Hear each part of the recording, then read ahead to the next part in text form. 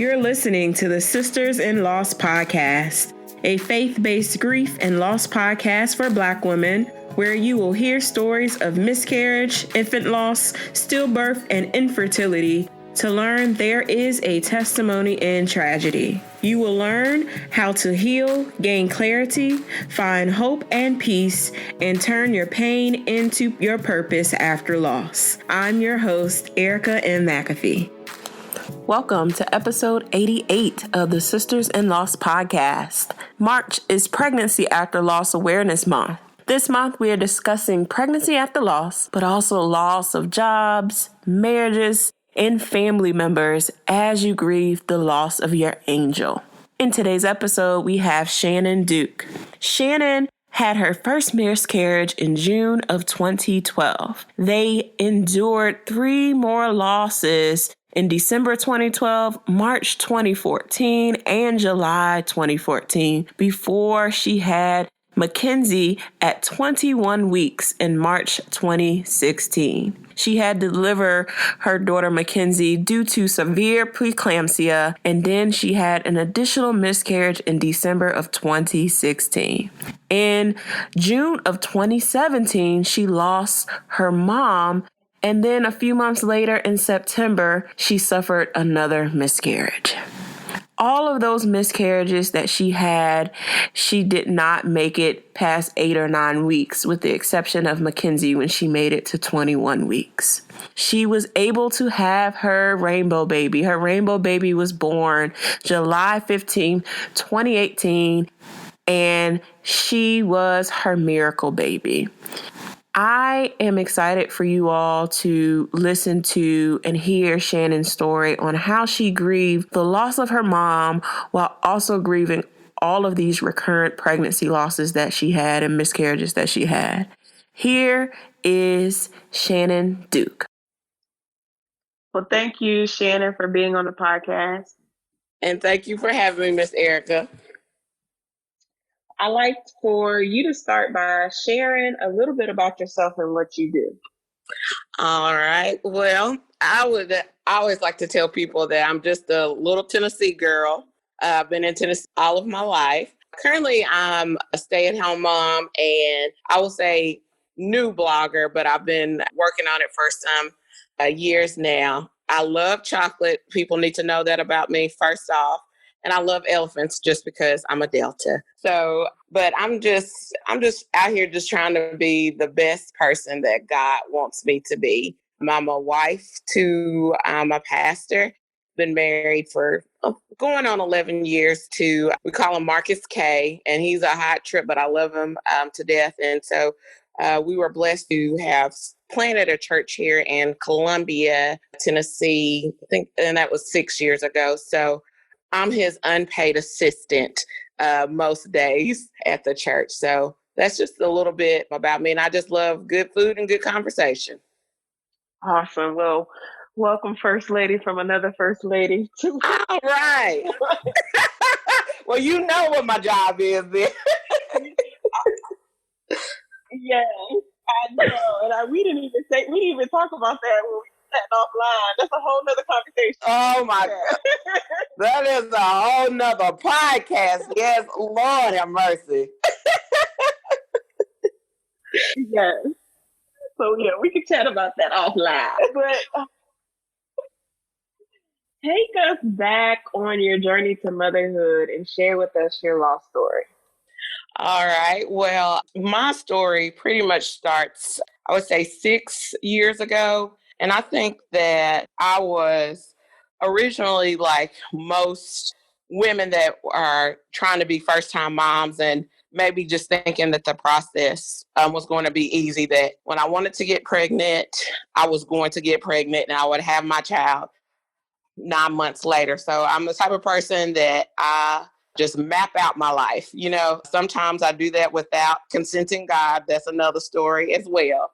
But my story, it didn't go as planned. And so in January 2012, me and my husband, we tried for a few months until I did get pregnant back in April of 2012. And we were excited I peed on about 5 sticks. I got a clear blue that said pregnant and not pregnant, so I could read it clearly. And we were just excited. And then about 6 weeks later, just going to a doctor's appointment, and my mom was with me. And we went in, and the doctor was talking to me. I was supposed to be 12 weeks at that time.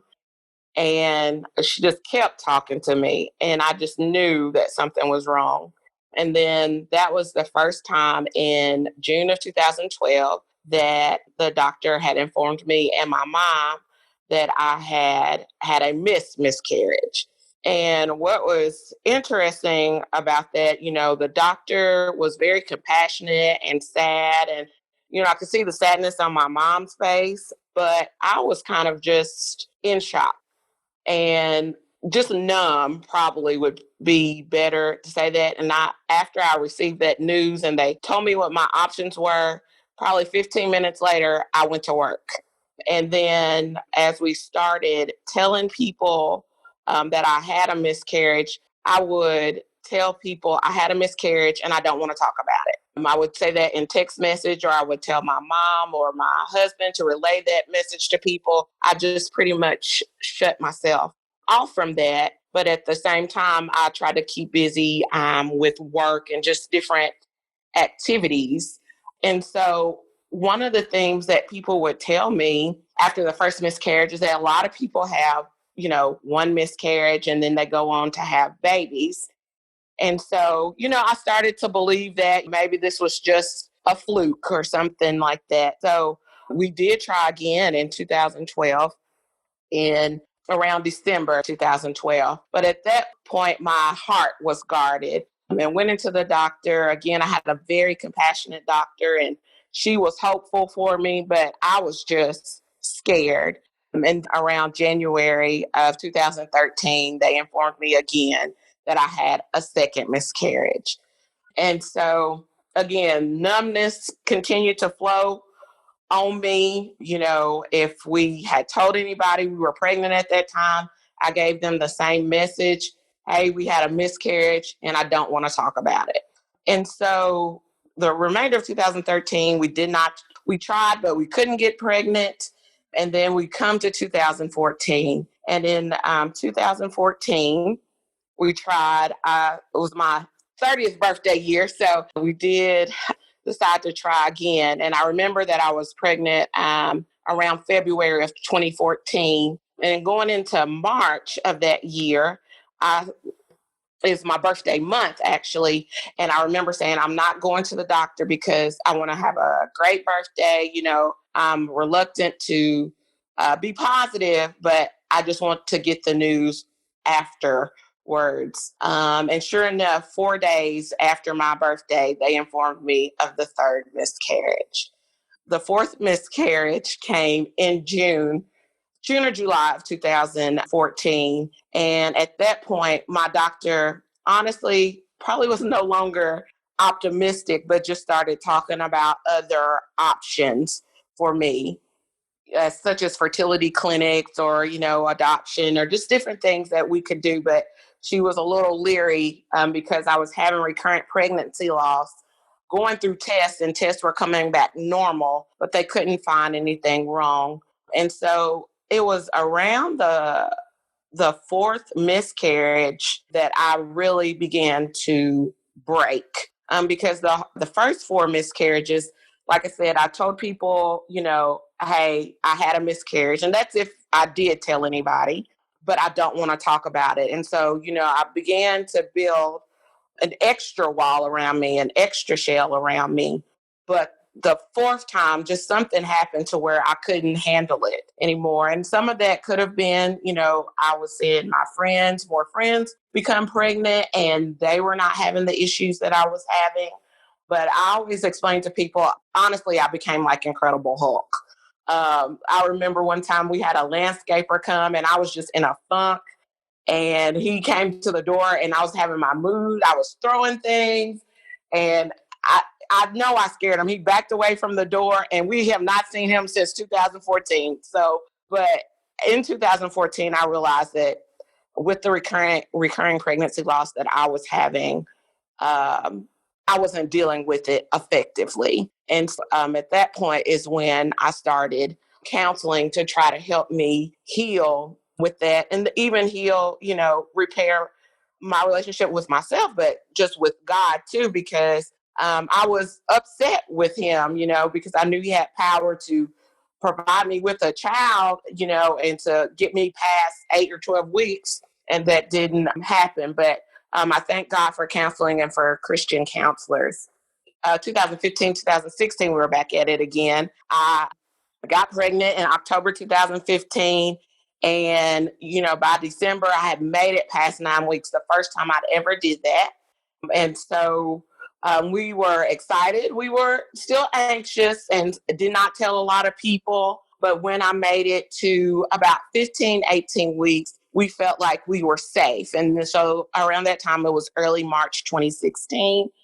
And so we shared the news with our church family, with our immediate family, and we were just, getting ready to welcome the baby. We had picked out a name, Mackenzie Cadence. And so we were excited. We thought this was the baby that God was going to allow us to raise. But at my normal checkup, the nurse started asking me, some questions that I was giving her the answer yes to.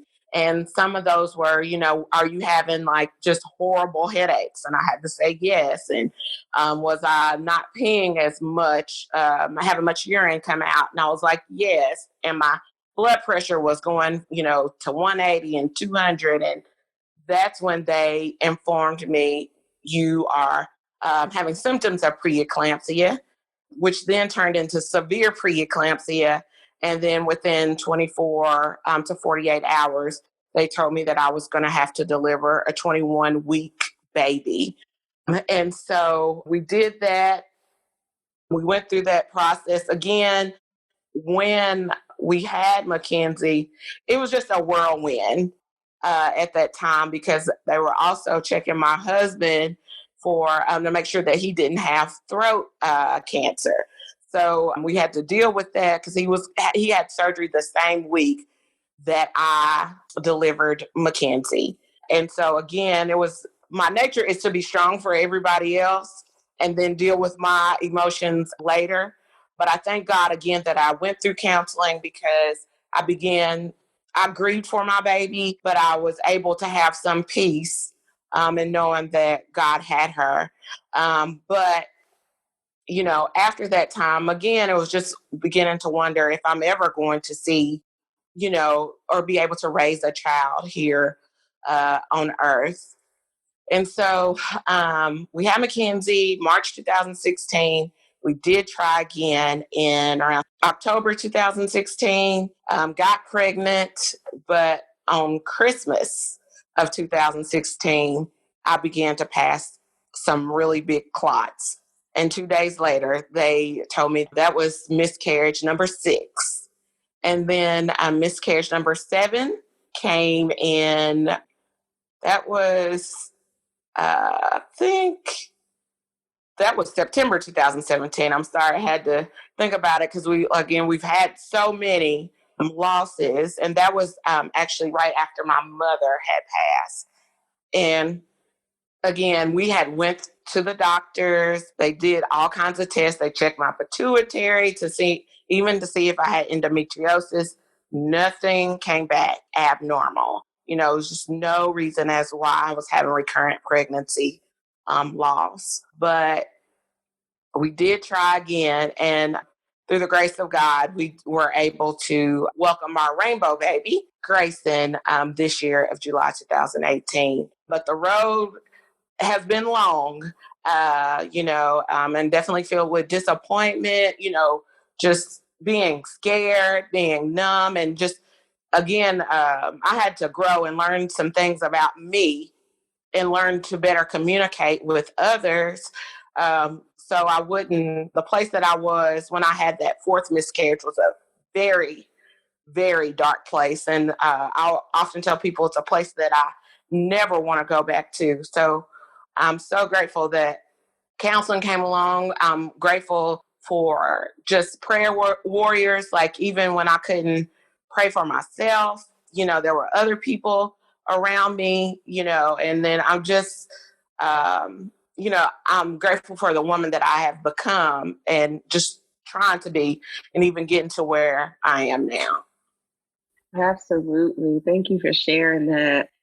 So throughout all of the losses, I know you said that after your fourth loss, you got into therapy, but how really did therapy and your faith play a role in the subsequent losses? Because up until you started going to therapy, you said you had gotten to a really dark place. So how did you manage, and how did your faith play a role and God carry you through that fifth, that sixth, that seventh loss up until you got pregnant, and then through an entire pregnancy with your rainbow baby? So take us back on that part of your journey. Just how therapy helped me. It helped me, again, after the fourth miscarriage, I could just feel like something is broken.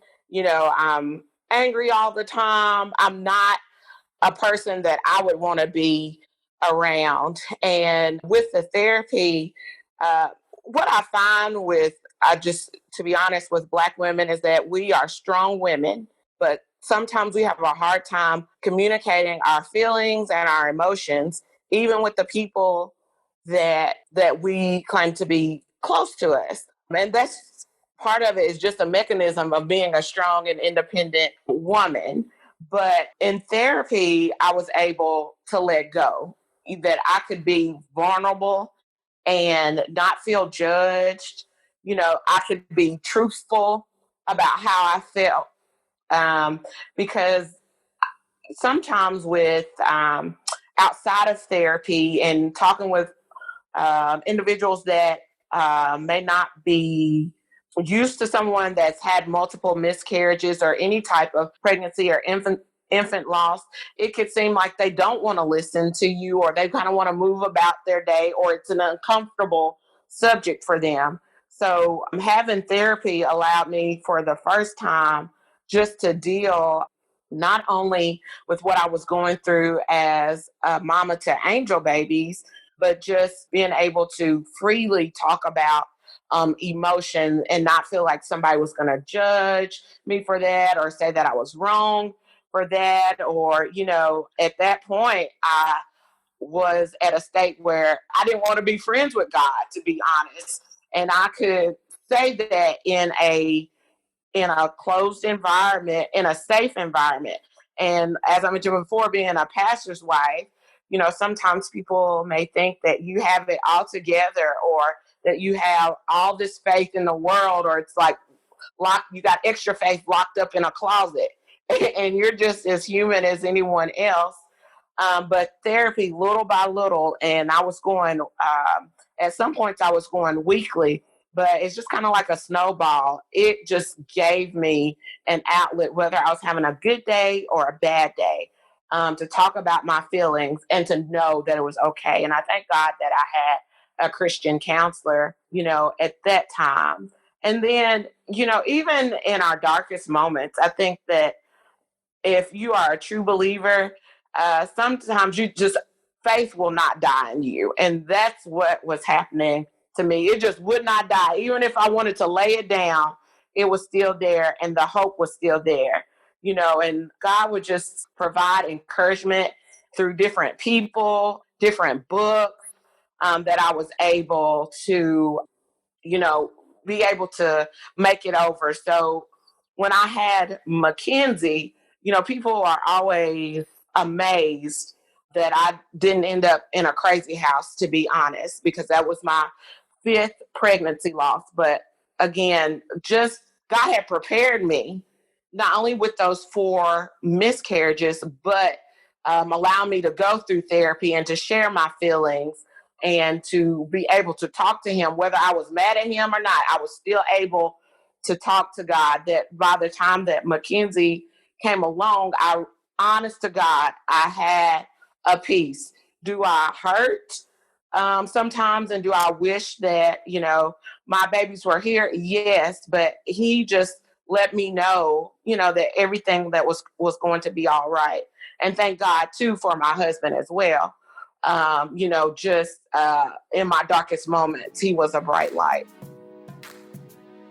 Join me and my sisters-in-laws in the DMV on Saturday, April 13th, 2019 at 11 a.m. at Busboys and Poets Tacoma at our annual Sisters-in-Laws brunch. While dining on traditional brunch classics and mimosas, our sisters will enjoy a powerful keynote speaker, a live podcast panel discussion featuring 3 local organizational founders, where we'll be discussing the topics of maternal and infant mortality outcomes for Black women and supporting Black women through miscarriage, pregnancy loss, and infertility. There will be fellowship, swag bags, and so much more. To secure your ticket, go to sistersinlawsbrunch.com. Once again, that is sistersinlawsbrunch.com. I cannot wait to see all my sisters in the DMV on Saturday, April 13th.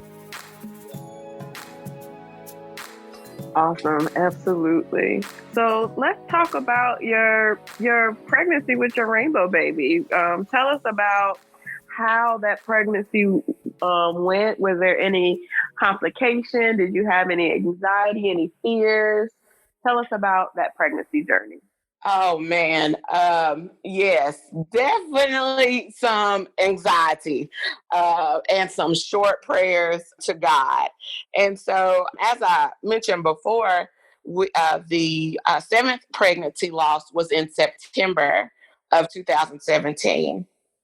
And in my mind, I really thought that we were going to have to look at some other options, such as adoption or surrogacy or something. And we still actually hope to adopt one day in the future. But my husband was like, let's just give it a try one more time.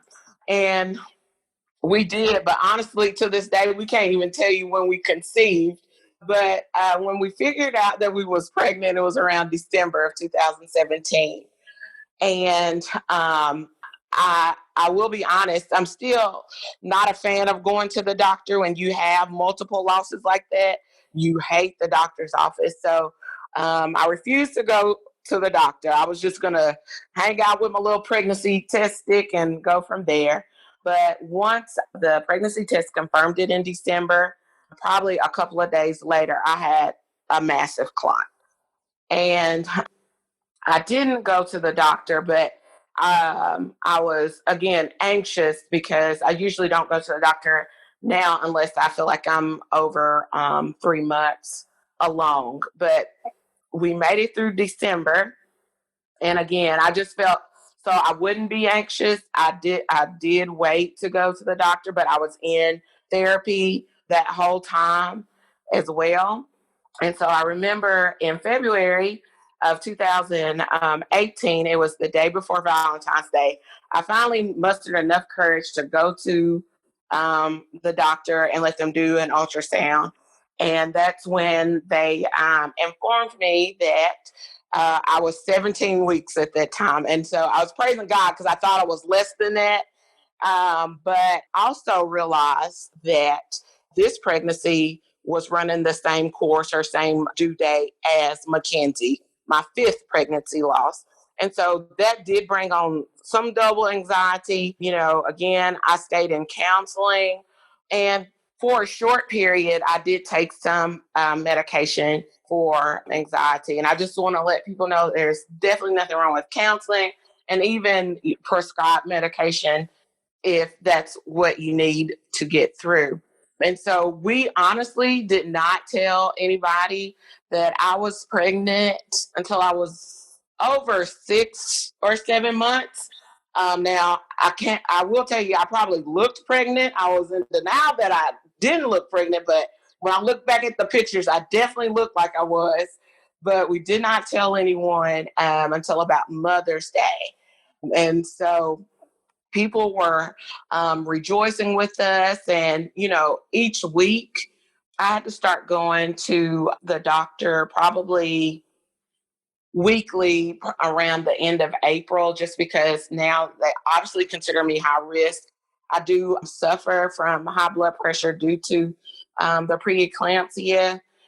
And so I went to the doctor every week, but it was just a point that I did not become anxious anymore. And that was even before we told everybody. I think God was just giving me a little bit more faith and a little bit more confidence with each week that I was going to the doctor. And again, we had some great women that was assisting me along the way, great medical staff. So I thank him for that as well. And so again, I made it to 38 weeks. And that last doctor's appointment, they saw some things that kind of concerned them. They kind of checked to see if, do some stress tests, make sure the heart's good. And they didn't see her breathing as much as they wanted to. So that sent me in the hospital a couple of weeks before my scheduled induction. So 36 hours later and a C-section later, little Miss Grayson came and graced us with her presence, all 6 pounds and 14 ounces of her. And we are still in shock till this day, 3 months later. She was born on July the 15th. So again, what really helped me as far as keeping the anxiety down at bay, some short prayers to God, like, God, I'm scared, God, I'm worried. Those were things that I would say sometimes, the counseling, again, that helped me as well. My husband, and then honestly, not telling people until about the 6th or 7th month really helped me, even though people would question me and I just act like I didn't know what they were talking about. Even though I looked pregnant, it just, again, allowed me to just keep thoughts to myself and brought some peace to me. And, again, God has blessed us with that. And I'm just so thankful now that I'm able to I was sharing my story before, but I hope that it does give hope to women that may be going through recurrent pregnancy loss or suffered with preeclampsia, that there can be a rainbow, in sight. And even in those seasons of wait, that we still can make it through that. Absolutely. Thank you for sharing that. So let's talk about your relationship. So how did you and your husband grieve? Did you grieve differently? And then how did you all really come together as a couple after your losses? I would definitely say we have grown stronger because of the losses, but it took some time. Within I would say the first 4 losses, we did not communicate well.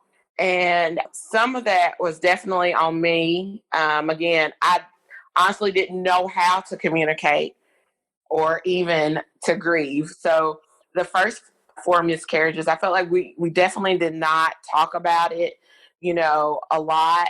It would just be every now and then. But with Mackenzie, our 5th loss, that was different because he had to plan a funeral without me, basically, because I was still in the hospital. And so he had to deal with funeral directors and arrangements and stuff. And we were further, that was the furthest that we had been, and had been hopeful to be bringing a baby home, and wasn't able to do that. So we still grieve differently, but we communicate about the grief. And again, I think what helped him was planning the funeral of our child. And so the way that he grieved, he was trying to take care of me in the beginning, or just keep quiet or didn't want to talk about it. But now he is able to talk about it. He will bring Mackenzie up. If you see him to this day, he has a dog tag that has Mackenzie's name on it.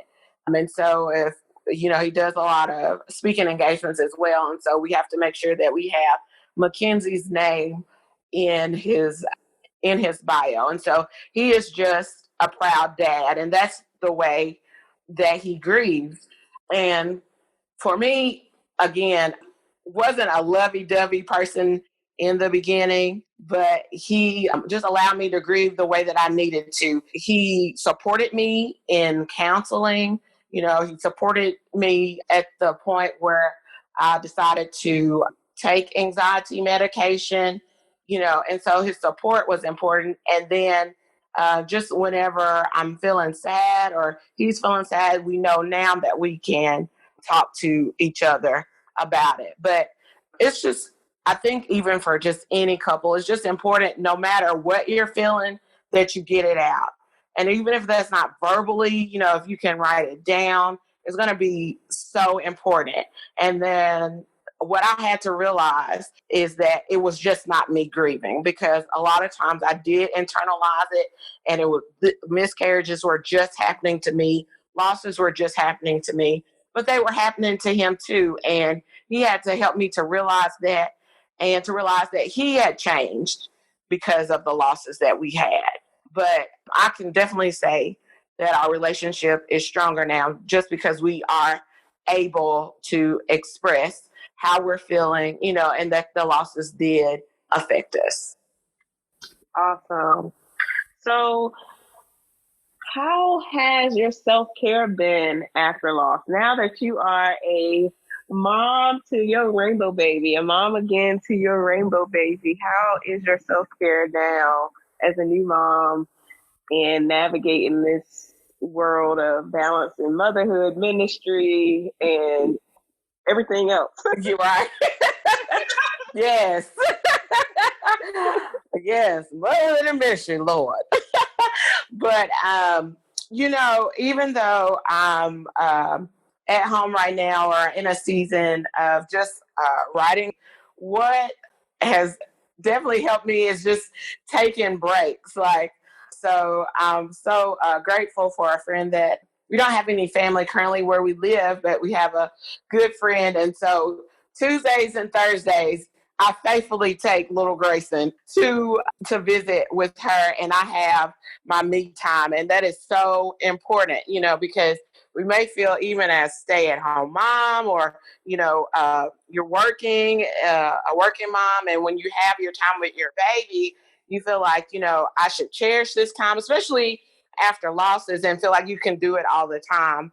But I learned very quickly, within a month, that I needed mommy time, and to do the things that I wanted to do and needed to do. And when I get back from the breaks, I am so energized from that. So I encourage everybody, please make sure you get a break when you can. And so I'm on my 3-month hiatus from, I'm not going back to work, but I was just taking care of myself. But I haven't done counseling these last 3 months, but I'm getting right back in it, because I just feel like it's important to share, and it's important to have that outlet where you feel safe. And one thing that's interesting that my husband and I and a few close friends had to deal with, because, again, Grayson, her due date was the same as Mackenzie's. Like, they were week to week. So within the first month, would sometimes call Grayson Mackenzie. And so that was, I'm not going to say that was a challenge for us, but it was something that we were not expecting. And so it was another grief issue that we had to deal with. Like, we were rejoicing for Grayson, but we also definitely remembered our other pregnancy losses, but in particular Mackenzie. And so we're still, we're only 3 months in with Grayson, and we're still navigating that. And sometimes, I think, like, what it would have been like to have all of my babies here, and would Mackenzie and Grayson favor, and those types of things. But even when I think about that, I'm not sad. I wonder, but I'm still at peace, that God continues to have my baby. And now my mother is in heaven, and I know that she has them as well. So basically, take your mommy breaks, continue to communicate. And I can still be an overachiever, but I try to remember at the end of the day the things that I accomplished. And I'm thankful for the things that I do get done. And I'm a checklist girl. So if I can check some things off, that makes me happy too. So I'm just going to continue to grow and take my mommy breaks. Awesome. So what are some resources or tools that you use to help you on your healing journey? So journaling is definitely something that was important for me, that I still do. So I would encourage anybody, to get you a journal. It could just be a notebook, or if you want something fancy smancy, you could do that too. But in those journals, I just was able to be honest with my emotions and my feelings, towards my miscarriages, or how I felt when other people were bringing home babies and I wasn't able to, how my relationship with God, I was able to talk to God, if I was mad at God that day, or, I was in love with God. Another day, I was just able to be me and be honest. So I'm thankful for a good pen and a good journal. Again, I'm an advocate for counseling. If anybody gets anything out of this interview, they're going to know that counseling is an option. And then one book that helped me in particular was a book called God is Just Not Fair by Jennifer Rothschild. And so that book just laid some things down for me and really helped me, I would say, in my lowest point in trying to understand what God was doing. And so it helped me to realize it wasn't that I didn't, again, believe God or didn't know that God was powerful, but he's still a just God, and that fairness is subjective, and God doesn't necessarily deal with fairness. But I really encourage anybody, if you are really having a tough time in your relationship with God, or just with going through recurrent miscarriages or any type of pregnancy loss, that would be something that I would do. And I'm beginning to blog more. And I recently did a blog for an organization called Share. And it helps women deal with pregnancy and infant loss. And I talk about going to different events, especially since this is Pregnancy and Loss Awareness Month, the month of October. I went to a walk probably 3 years ago, and it totally changed my life. Just to see other women honoring their angel babies. That meant so much to me, and just helped me, again, break down those walls that we kind of maybe put up when we are hit with trauma or tragedy. So I would encourage anybody to, if you can find a remembrance walk or a pregnancy and infant loss awareness walk or run or event, that's something to go to, because I did go to a couple of those as well. And it was just awesome. Awesome. So what encouraging words can you leave the mom that's out there who has had recurrent pregnancy loss and are still trying to get pregnant with their rainbow baby? First of all, I just want to say that I love you and God loves you too. And it may not feel like it. There's going to be a lot of days where it doesn't feel like it. And if you are anything like me and in the beginning and you were scared to share, ashamed to share, it's okay. But you're gonna need to do that. I encourage you to do that. Find one friend, your husband, or even seek professional help, because in order to heal from the losses, to even heal from, a broken relationship or fellowship with God, you're going to have to get it out, and you deserve to be able to get it out. And I want you to do that. And even in your season of wait, you can hold your head up high, and you're still a mother, no matter or regardless of what anybody says. You're still a mother, and you should honor your child any and every way that you want to. Awesome. Thank you so much, Shannon, for sharing your story and your light. So where can we find you on social? All right. So I am technologically challenged, but I have found myself on Facebook and Instagram mostly. And if you do at Saving Shannon D, you should be able to find me. And I'm also, again, I use writing as a release. So I've started writing again on my blog, and it's savingshannon.net. And again, it's just where I just share about my faith and what I'm learning and some things about, just my pregnancy losses as well. Awesome. Thank you again, Shannon, for being on the podcast. Well, thank you. And again, if I cannot sing Sisters in Loss praises enough, I just pray God continues to bless you and what you're doing. And I just hope you know how much you're impacting people like me that just need this. So this is Thank you so much for listening to today's episode. I pray that this show was inspirational and a blessing to you. For show notes, visit ericamcafee.com/podcast. Please join us in our offline discussions in our private Facebook group by going to sistersinloss.com. If you're listening in Apple Podcasts, please rate and subscribe to us and leave us a 5-star review. I pray that you all have a blessed week. Keep the faith, and I'll talk to you next Wednesday.